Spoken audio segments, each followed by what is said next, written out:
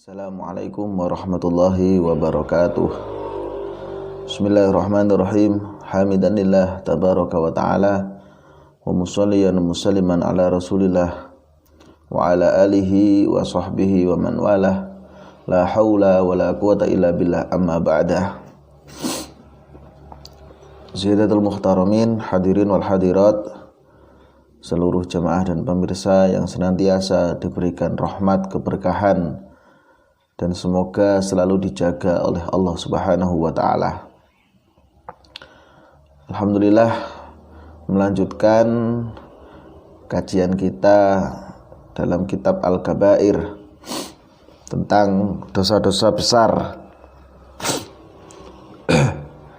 Bab ke-12 adalah tentang riba.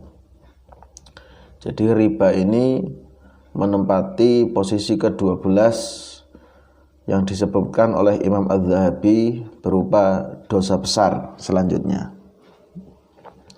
Sebagaimana firman Allah, ya ayyuhalladzina amanu, wahai orang-orang yang beriman, la ta'kulur riba, janganlah kamu memakan riba, ad'afan mudha'afah, dengan berlipat ganda. Maksudnya makan harta riba dengan terus menerus, tahu bahwa itu riba, namun seolah riba itu halal dan tak mengapa baginya.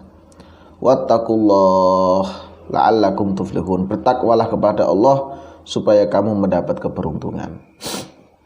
Dari sini Allah secara tersurat dan tersirat menyebutkan bahwasanya seseorang yang memakan riba maka dia harus kembali bertakwa kepada Allah. Maksudnya apa? Berarti dia telah keluar daripada jalur takwa tersebut. Ketika dia melanjutkan atau dia senantiasa senang, merasa tak bersalah dengan sesuatu yang dinamakan riba, maka dia termasuk orang-orang yang rugi di dunia dan rugi di akhirat. Sebenarnya apa makna riba? Disebutkan oleh para ulama adalah kullu qardin jarra naf'a fahuwa riba. Setiap peminjaman yang mengambil kemanfaatan itu dinamakan riba. Misalkan ketika saya meminjam uang ke Anda, kemudian saya meminjamkan 10.000, namun harus kembali 10.500 atau 11.000, itu adalah dinamakan riba.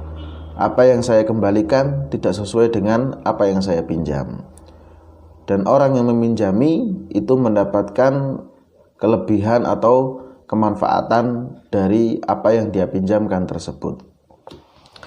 Maka dari itu kata Allah sebagaimana termaktub dari firman-firmannya yang begitu banyak dalam Al-Quran, bahwasanya mereka atau kita, siapa saja yang menghalalkan riba atau menghalalkan apa yang jelas-jelas diharamkan oleh Allah, maka kelak hari kiamat ketika Allah membangkitkan seluruh umat manusia, semua bergegas untuk bangkit. Namun ada beberapa orang yang ketika itu dalam keadaan perutnya membesar, sehingga jalan saja dia sempoyongan, tak kuat untuk bangun. Ketika seseorang sudah bangun, dibangkitkan oleh Allah, namun ada beberapa orang yang berdiri lalu jatuh tersungkur, dan begitu juga seterusnya. Setiap kali mereka ingin bangun, mereka jatuh tersungkur. Di saat yang lain bergegas, yakni orang-orang beriman. Dan ternyata dia adalah orang-orang yang ketika di dunia senang memakan harta riba. Ibnu Qatadah berkata ketika itu sesungguhnya orang yang makan harta riba akan dibangkitkan dalam keadaan gila pada hari kiamat. Maksudnya apa? Gila di sini dia merasa kebingungan, dia merasa tidak sadar, seolah-olah apa yang dia rasakan ketika itu benar-benar membuat malu orang sekelilingnya, sebagaimana orang gila yang ada di dunia. Maka dari itu orang yang memakan harta riba adalah orang-orang yang benar-benar ditampakkan wujudnya berbeda daripada yang lain kelak ketika di akhirat. Sehingga bukan hanya dia saja, tapi orang-orang di sekelilingnya akan bisa menilai, oh ternyata dia dulu adalah orang yang suka makan harta riba.